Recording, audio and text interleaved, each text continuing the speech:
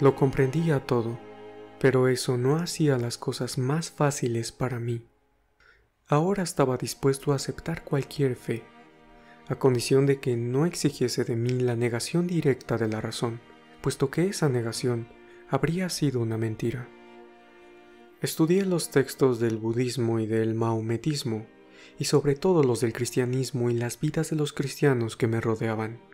Naturalmente, primero me dirigí a los creyentes de mi propia clase, a personas instruidas, a teólogos ortodoxos, a monjes ancianos, a teólogos de los nuevos tipos de ortodoxia, y a los así llamados nuevos cristianos, que profesaban la salvación por la creencia en la redención.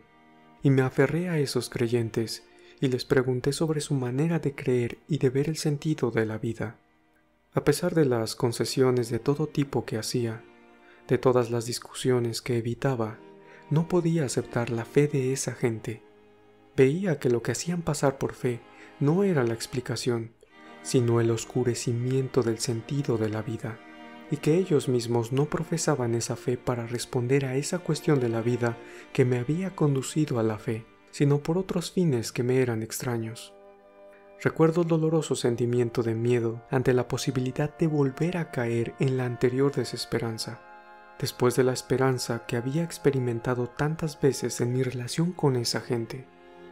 Cuanto más detalladamente me exponían su fe, con más claridad veía su error, y más veía perdidas todas las esperanzas de encontrar en su fe un sentido a la vida. Y no era porque en la exposición de su fe mezclaran muchos elementos superfluos e irracionales con las verdades cristianas, que siempre me habían sido tan cercanas.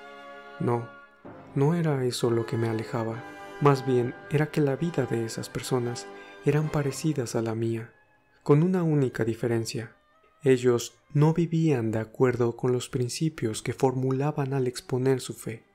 Comprendía claramente que se estaban engañando a sí mismos y que, como yo, no tenían otro sentido de la vida más que vivir mientras vivieran y tomar todo cuanto pudieran con las manos. Lo veía claro, porque si hubieran atesorado un sentido de la vida que destruyera el miedo a las privaciones, a los sufrimientos y a la muerte, no temerían tanto a esas cosas. Pero esos creyentes de nuestra clase vivían, como yo, en la opulencia.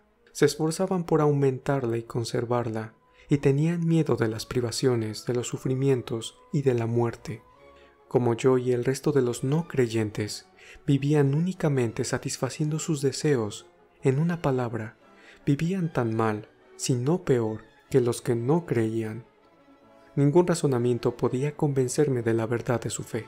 Si con sus actos me hubieran demostrado que tenían una comprensión de la vida que no les hacía temer, como a mí, la pobreza, la enfermedad y la muerte, habrían podido convencerme, pero no vi actos de este tipo en la variedad de creyentes de nuestra clase.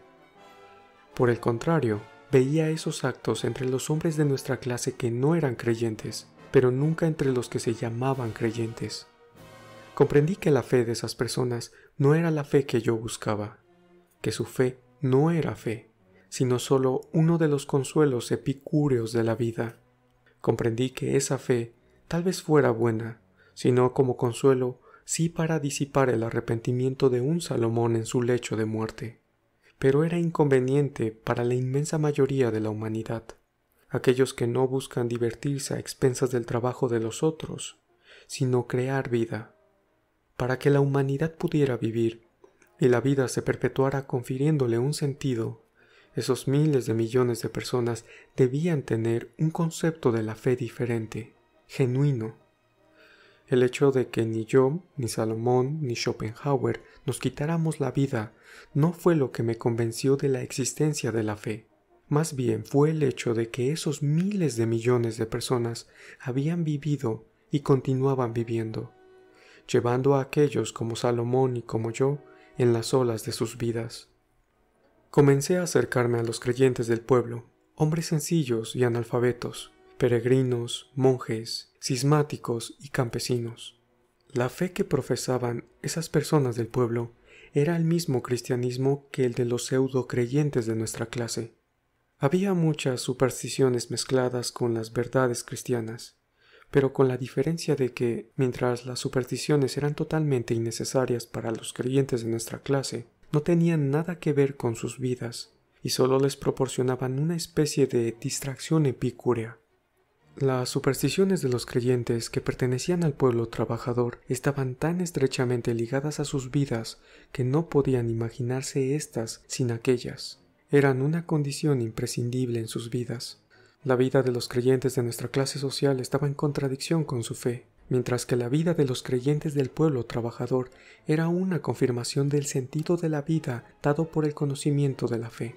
Y me puse a examinar con atención la vida y la fe de esas personas, y cuanto más la examinaba, más me convencía de que la suya era una fe auténtica, que les era necesaria y que sólo ella les daba el sentido y la posibilidad de la vida.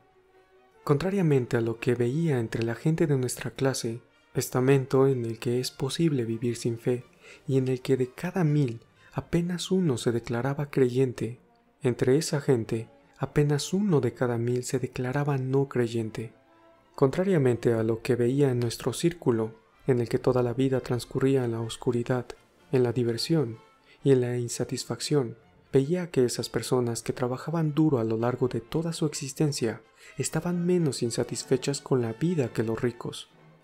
Contrariamente a los hombres de nuestra clase, que se oponían al destino y se indignaban por sus privaciones y sufrimientos, esa gente aceptaba las enfermedades y las desgracias sin cuestionarlas ni protestar, con la convicción serena y firme de que todo eso debía ser así y que no podía ser de otra manera, y que todo era para bien. Contrariamente a nosotros, que cuanto más inteligentes somos, menos comprendemos el sentido de la vida y más vemos en la muerte y en el sufrimiento una especie de burla malvada.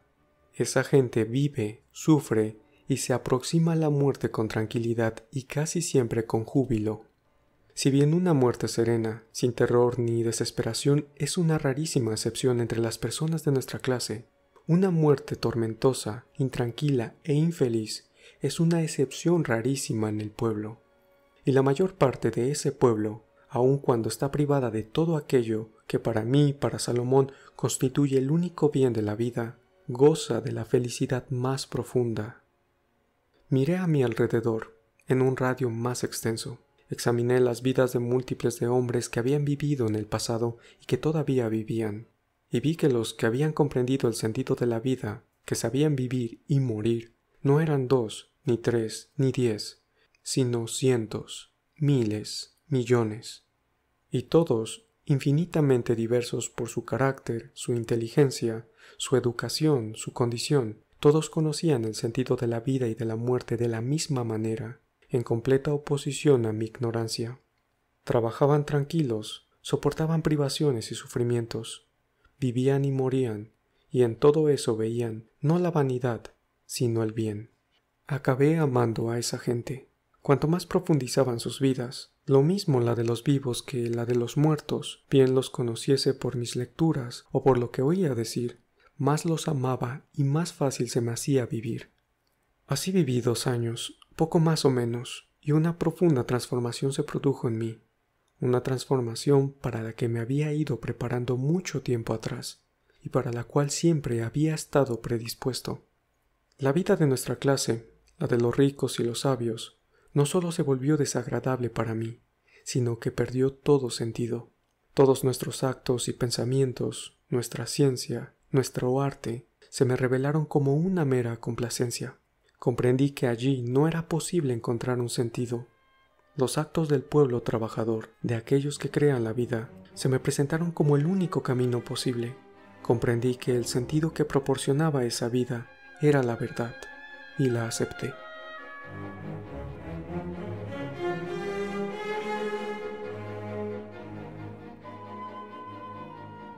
Recordé cómo esas creencias me habían repugnado y parecido desprovistas de sentido cuando eran profesadas por gente que vivía en contradicción con ellas, y recordé cómo esas mismas creencias me atrajeron y me parecieron sensatas cuando vi a gente que vivía de acuerdo con ellas. Comprendí por qué las había rechazado y por qué las había encontrado absurdas, mientras que ahora me parecían llenas de sentido. Comprendí que me había extraviado, y cómo me había extraviado. Me había perdido no tanto por pensar erróneamente como por vivir mal. Comprendí que la verdad se me había ocultado no tanto por el error de mis pensamientos como por el de mi propia vida, que había pasado satisfaciendo mis deseos y en las condiciones exclusivas del epicureísmo. Comprendí que cuando preguntaba qué era mi vida y la respuesta era un mal, esta era completamente correcta. El error consistía en que había atribuido a la vida en general una respuesta dirigida solo a mí. Me preguntaba qué era mi vida y recibía por respuesta que era un mal y una absurdidad. Y ciertamente, mi existencia, consagrada a la complacencia de mis deseos, era absurda y mala, y la afirmación de que la vida es mala y absurda solo se refería a la mía propia, y no a la vida en general. Comprendí entonces la verdad que más tarde hallé en el Evangelio. Los hombres prefieren las tinieblas a la luz porque sus acciones son malas. El que comete malas acciones detesta la luz y no va por la luz para que sus obras no sean vistas. Comprendí que para entender el sentido de la vida era preciso, ante todo, que ésta no fuese absurda ni mala, y luego uno podía utilizar la razón para entenderla. Comprendí por qué había dado vueltas tanto tiempo alrededor de una verdad tan evidente sin verla, y que, para pensar y hablar acerca de la vida de la humanidad, debía pensar y hablar acerca de ésta y no acerca de la de algunos parásitos.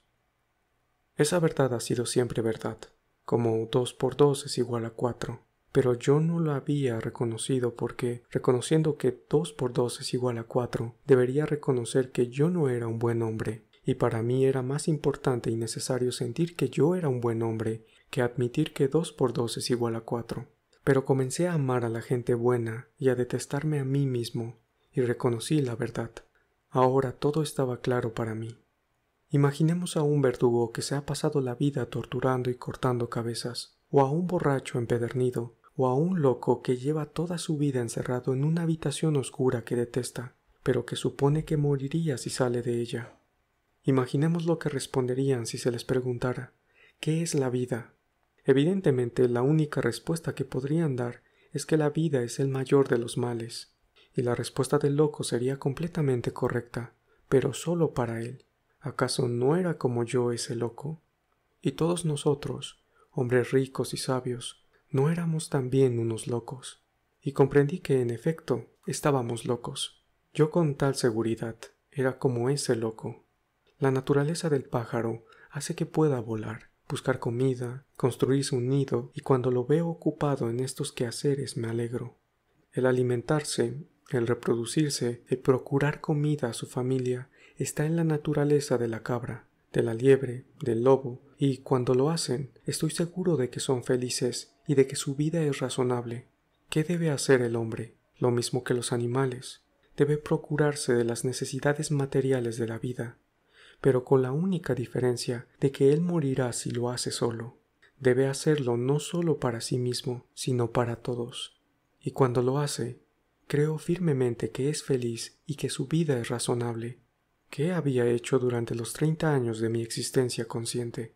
Lejos de trabajar para procurar los medios de vida para todos, ni siquiera lo había hecho para mí mismo. Vivía como un parásito, y cuando me preguntaba para qué vivía, obtenía como respuesta, para nada. Si el sentido de la existencia humana reside en trabajar para ganarse la vida, ¿cómo era posible que yo, que había pasado 30 años no ganándomela, sino destruyéndola, la mía y la de los otros, recibiese otra respuesta que no fuera que mi existencia es una absurdidad y un mal? De hecho, era una absurdidad y un mal. La vida del mundo se desarrolla conforme a la voluntad de alguien. La vida del mundo y nuestras propias existencias están confinadas al cuidado de alguien. Para tener alguna esperanza de comprender el sentido de esa voluntad, es preciso ante todo ejecutarla. Debemos hacer lo que requiere de nosotros. Y si no hago lo que de mí se espera, jamás comprenderé lo que se me pide, y menos aún lo que se quiere obtener de todos nosotros y de todo el mundo. Si un mendigo desnudo y hambriento es recogido en una encrucijada y conducido a un maravilloso recinto, donde, después de alimentarle y darle de beber, se le obliga a mover de arriba abajo una palanca, es evidente que, antes de averiguar por qué le han llevado allí para mover la palanca y si el recinto está razonablemente organizado, el mendigo debe de mover primero aquella palanca. Cuando lo haga comprenderá que con ese movimiento se pondrá en funcionamiento una bomba, que la bomba hará salir el agua y que el agua se extenderá por el jardín. Entonces será apartado de esa tarea para ocuparse de otra, y recolectará frutos y participará de la alegría de su Señor, pasando así de un trabajo poco elevado a otro más alto. Comprenderá cada vez mejor la organización del establecimiento y al formar parte de ella no se le ocurrirá preguntar por qué está allí y menos aún hacer un reproche a su patrón. Así es como los que cumplen la voluntad de su patrón no le acusan de nada, y esos son los hombres sencillos, trabajadores, ignorantes, esos a los que nosotros consideramos animales. En cambio, nosotros, los sabios, comemos todo lo que pertenece al Señor sin hacer lo que se espera de nosotros. En lugar de trabajar, nos sentamos en corro y deliberamos. ¿Para qué accionar la palanca? Es estúpido. Y es allí donde hemos llegado con nuestros razonamientos. Hemos decidido que el Señor es estúpido o que no existe, y que solo nosotros somos inteligentes, pero sentimos que no valemos para nada y que de uno u otro modo es preciso que nos libremos de nosotros mismos.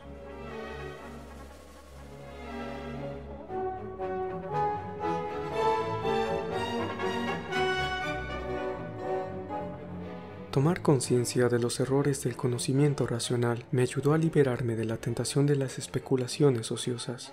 El convencimiento del conocimiento de la verdad solo se podía encontrar en la vida que me llevó a dudar de si mi modo de vivir era el correcto.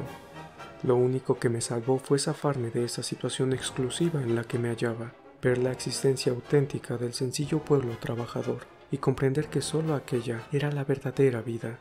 Me di cuenta de que si quería comprender la existencia y su sentido, tenía que vivir la vida genuina y no la de un parásito. Y habiendo aceptado el sentido que atribuía a la vida, la verdadera humanidad que formaba parte de esa existencia genuina, tenía que comprobarlo. En ese momento me ocurrió lo siguiente.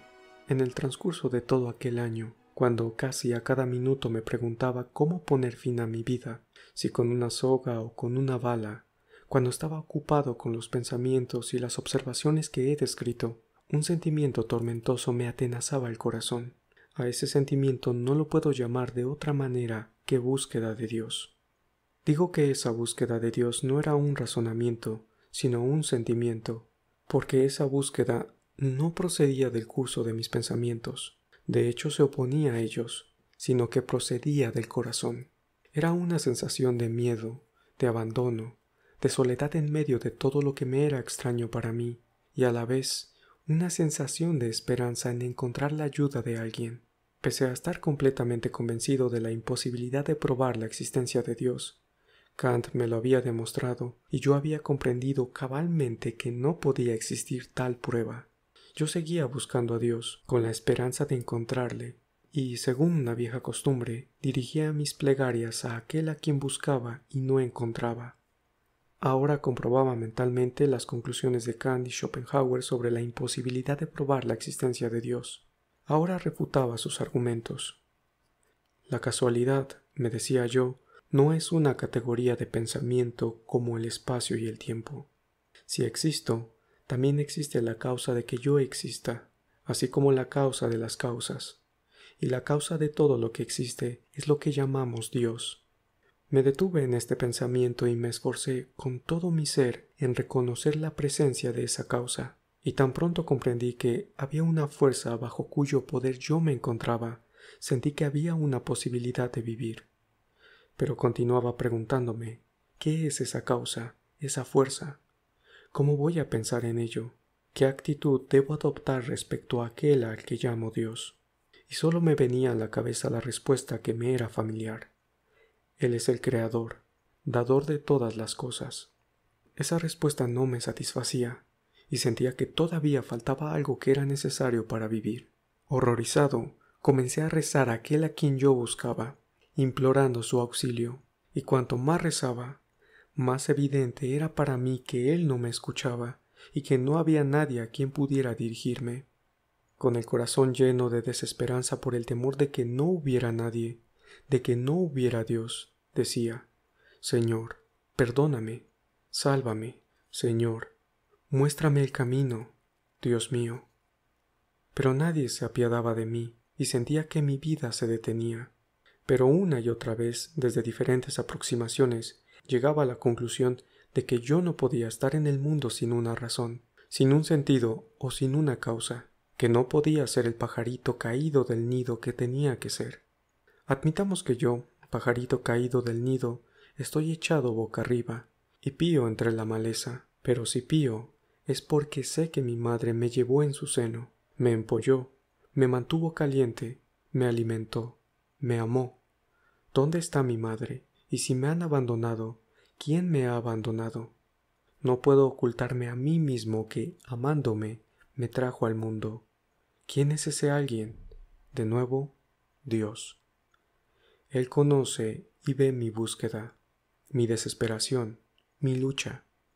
Existe, me decía yo, y bastaba con que lo admitiera un instante para que se alzara en mí la vida y yo sintiera la posibilidad y el goce de la existencia. Pero, de nuevo, de la admisión de la existencia de Dios pasaba la pregunta de mi relación con Él, y de nuevo se me presentaba ese Dios, nuestro Creador, el que nos envió a su Hijo, el Redentor, en 3 personas, y de nuevo ese Dios, separado de mí y del mundo, se derretía como un bloque de hielo, se derretía ante mis ojos, y una vez más no quedaba nada, y de nuevo la fuente de la vida se secaba. Caía en la desesperación y comprendía que no podía hacer otra cosa que matarme, y lo peor era que sentía que no era capaz de llevarlo a cabo. No 2 ni 3, sino decenas, cientos de veces mi ánimo cambiaba de repente de la felicidad y la animación a la desesperación y a una conciencia de la imposibilidad de vivir. Recuerdo una vez, al inicio de la primavera, que estaba solo en el bosque y aguzaba el oído a sus sonidos. Escuchaba, y mi pensamiento estaba absorto en lo que no había dejado de preocuparme durante los 3 últimos años. De nuevo estaba buscando a Dios. Muy bien, me decía, no existe Dios. No existe otro Dios, salvo el que imagino, y la única realidad es mi vida. No hay Dios, y no hay nada, ningún milagro que pueda probar su existencia, puesto que un milagro solo sería producido de mi imaginación irracional. Pero, ¿y mi noción de Dios, de ese Dios que estoy buscando? Me preguntaba, ¿de dónde ha salido esa noción? Y de nuevo, ante ese pensamiento sentí las olas gozosas de la vida alzarse en mí. Todo revivió a mi alrededor, cobró sentido, pero mi felicidad no duró mucho. Mi mente proseguía su trabajo. El concepto de Dios no es Dios, me decía. El concepto de Dios es algo que no está en mí, que puedo evocar o no. Eso no es lo que estoy buscando. Yo busco aquello sin lo cual no puede haber vida. Y otra vez todo alrededor de mí y en mí comenzó a morir. Y de nuevo sentí el deseo de matarme. Pero entonces miré hacia mí mismo y hacia lo que acontecía en mi interior, y recordé las agonías y renacimientos vividos cientos de veces. Recordé que solo vivía en los momentos en que creía en Dios. Ahora exactamente igual que antes, me decía, para que yo viva, me basta con saber que Él existe. Me bastaría olvidarlo, dejar de creer en Él para morir. ¿Qué son esos renacimientos y esas agonías? Está claro que no vivo cuando pierdo la fe en su existencia, y que me habría matado hace mucho tiempo si no tuviera la vaga esperanza de encontrarle. Solo vivo verdaderamente cuando le siento y le busco. Entonces, ¿qué sigo buscando todavía? Gritaba una voz dentro de mí. A Él, a aquel sin el cual es imposible vivir. Conocer a Dios y vivir son la misma cosa. Él es la vida. Vive buscando a Dios, y ya no habrá vida sin Él. Y con más fuerza que nunca, una luz brilló dentro de mí y alrededor de mí, y esa luz no me ha abandonado desde entonces, y de ese modo me salvé del suicidio. Sería incapaz de decir cuándo y cómo se produjo esa transformación en mí. De la misma manera gradual e imperceptible que la fuerza de la vida se había ido destruyendo en mí, conduciéndome a la imposibilidad de vivir, a la necesidad del suicidio, recuperé la fuerza de la vida. Y lo extraño es que la fuerza de la vida que volvía a mí no era nueva, sino la más antigua. Era la misma fuerza que me había guiado al principio de mi existencia. En esencia volvía a las cosas que habían formado parte de mi infancia y de mi juventud. Volvía a la fe en aquella voluntad que me había engendrado y que quería algo de mí. Volvía a la idea de que el principal y único objetivo de mi vida era ser mejor, es decir, vivir conforme a esa voluntad. Volvía a la convicción de que podía encontrar la expresión de esa voluntad en lo que la humanidad había elaborado hacía mucho tiempo para su propia guía. En otras palabras, volvía a la fe en Dios, en el perfeccionamiento moral, y a aquella tradición que le había dado un sentido a la existencia. La única diferencia era que antes había aceptado todo eso inconscientemente, mientras que ahora sabía que no podía vivir sin ello. Me pasa algo así. Sin saber cómo había ido a parar allí, me encontré en una barca. Me empujaron desde una orilla desconocida. Me indicaron la dirección hacia otra orilla. Después depositaron unos remos en mis manos inexpertas y me dejaron solo. Manejé los remos como pude y navegué. Pero cuanto más me acercaba al centro, más rápida se volvía la corriente que me alejaba de mi meta, y cada vez con más frecuencia me encontraba a otros navegantes que, como yo, se veían arrastrados. Había navegantes solitarios que continuaban remando, otros habían tirado los remos. Había barcas grandes y naves enormes atestadas de gente. Unos luchaban, otros se abandonaban a aquel caudal, y cuanto más avanzaba, a fuerza de mirar hacia todos aquellos que eran arrastrados corriente abajo, más olvidaba la dirección indicada. En mitad del agua, apretujado entre las barcas y las naves arrastradas por la corriente, perdí por completo el rumbo y tiré los remos. Todas las personas a mi alrededor que, con júbilo y alborozo, eran llevadas río abajo con sus barcas y naves, me aseguraban y aseguraban entre sí que no podía haber otra dirección, y yo les creí y navegué con ellas. Y fui llevado lejos, tan lejos que oí el ruido de los rápidos en los que ineludiblemente iba a perecer, y vi las barcas que ya se habían hecho añicos en ellos, y volví en mí. Durante largo rato no pude comprender lo que me había pasado. Ante mí no veía más que la perdición, hacia la que era arrastrado y a la que temía. En ninguna parte veía salvación, y no sabía qué hacer. Pero volviendo la vista atrás, vi infinidad de barcas que luchaban sin cesar, y recordé la orilla, los remos y la dirección, y me puse a remar con todas mis fuerzas hacia atrás, a contracorriente, hacia la orilla. La orilla era Dios, la dirección era la tradición, los remos eran la libertad dada para remar hacia la orilla y unirme con Dios. Así, la fuerza de la vida se restauró en mí, y de nuevo empecé a vivir.